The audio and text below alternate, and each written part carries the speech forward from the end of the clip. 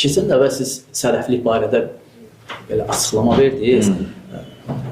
O açıqlamadan sonra hizbi müməyyilər deməli qatı xavaricilərin etdikləri bəzi vəhşilikləri arqument kimi gətirərək biz sələflər deyir, heç vaxt təhlükə olmamışıq deyə özlərini sələfə nisbət eləməyə çalışırlar. Və xavaricilərlə hizbilər nə ilə fərqlənir? Bilirsiniz, xavaricilər hizbilərlə, hizbilər cürbəcürdür də. Hizbilər cürbəcürdür.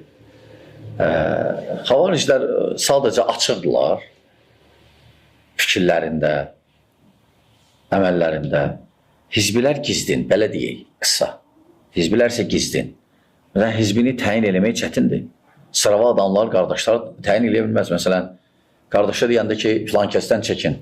Deyir, onunla qulaq asıram, hələ şey yoxdur axı. Tuta bilmir söhbəti. Həm də o da, onlar da hər məclisdə belə şeylə danışırlar axı.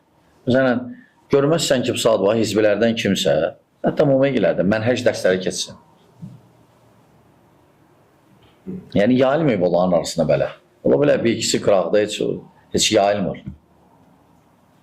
Əsas danışanlar nədir? Qardaşlıq, qəlbi təmizliyi və s.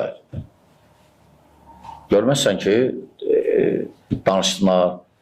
Xavaricilərdə ola bilsin, bir-iki nəfər danışır və salam. Nə vaxt ola bilər kimdənsə danışsınlar, kim onlara məsələn söz atsa, onların şəxsiyyətini toxunsa, ondan nəsə danışır. Belə danışmırlar. Ona görə hizbilər sadəcə gizdindir. Gizdin xavaricliyi var onlarda. Amma xavariclər isə açıq aydın, onlar açıqdırlar. Hamı bilir onları.